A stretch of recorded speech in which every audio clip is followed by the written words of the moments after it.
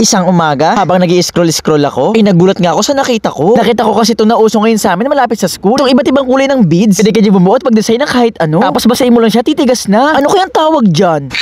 May ganyang classmate ko, ang tawag dyan magic beads. Pwede ka dyan makagawa ng kitchen at kahit anong gusto mo. Talaga ba, Kappa Girl? Oo, kasi nung binili mo ako dyan, kamukha mo sa Daniel Padilla. Dahil mabait akong tito at mukhang maganda naman itong magic beads na sinasabi ni Kappa Girl, kaya bumili ako. Eto nga, tina-unboxing ko na agad. Nagulat nga ako sa laman niya kasi sobrang dami na iba't ibang kulay ng mga beads. Eto nga yung first set ng mga magic beads. Lahat ata ng colors nandito na. Tapos eto naman yung mga maliliit na beads. Eto yung mga extra. Eto naman yung mga tools na gagamitin natin para makabuo tayo ng keychain at para makapag-design tayo. Eto naman yung organizer o ilagay ng mga magic beads. Dito natin ilalagay iba't ibang color ng mga magic beads. Kaya nga eto, bago kami magsimula ni Kappa Girl, ay ayusin ko muna ang mga beads. Una ko nga nalagay itong color green. Eto nga isa-isa at dahan-dahan ko silang nilalagay para hindi magtapon-tapon. Grabe, kaya pala uso-uso tumalapit sa school namin dahil sobrang sapis-yating naman talaga nito. Di lang naman kasi siya basta laruan kundi panglibangan din talaga. Grabe, tingnan niyo naman, halos lahat ng kulay data ay andito na. Ayan, eto na nga at ilagay ko na lahat. Sobrang dami pang extra kaso hindi na nga lang kasya. Ngayon naman sasarado ko na, susubukan ko kung matatapon pa o hindi na. Sinubukan kong alug-alugin kung magsasama-sama sila. Ang galing nga kasi hindi naman. Sinubukan ko natin baliktarin kung magsasama-sama ang mga kulay. Ang galing kasi hindi, sobrang secure talaga nila sa lagayan. Mukhang okay na, kaya ito susurprise ko na nga pala si Kappa Girl. Okay, Kappa Girl, mulat!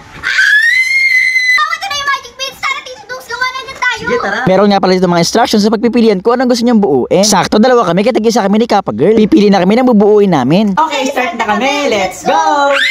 Eto nga, nagsisimula na kami. Ang binubuo ko nga pala dito ay bibe. Okay, Kappa Girl naman ay yung pusa. Parehas nga kami focus na focus sa paggawa. Bukod sa magandang bonding na nga namin to, ay maganda activity rin siya para sa amin. Kasi nakaka-exercise siya ng isip at ng imagination. Bukod sa sobrang nakakalibang, ay mas sobrang dali lang din bumuo. 6 minutes nga lang ay natapos na ako. Tapos ka na?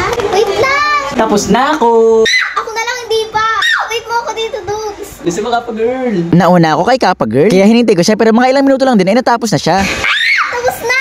Okay, so mga kadugon, ito ang akin, bibe, ayan. Pares na pares naman, di ba? At ito naman kay Kappa Girl, pusa. Mukhang pares na pares din naman, di ba? So, step 2 mga kadugyot, ito na yung spray na siya ng tubig para yung tumigas. Let's go. Okay, so ito yung pang spray. Ngayon, ko naman na itong akin.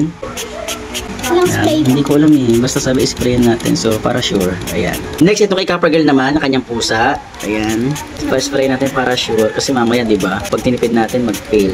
So, itong third step, ang sabi dito is hihintayin daw muna. Pero hindi ko sure kasi kung gano'ng katagal kasi hindi ko maintindihan.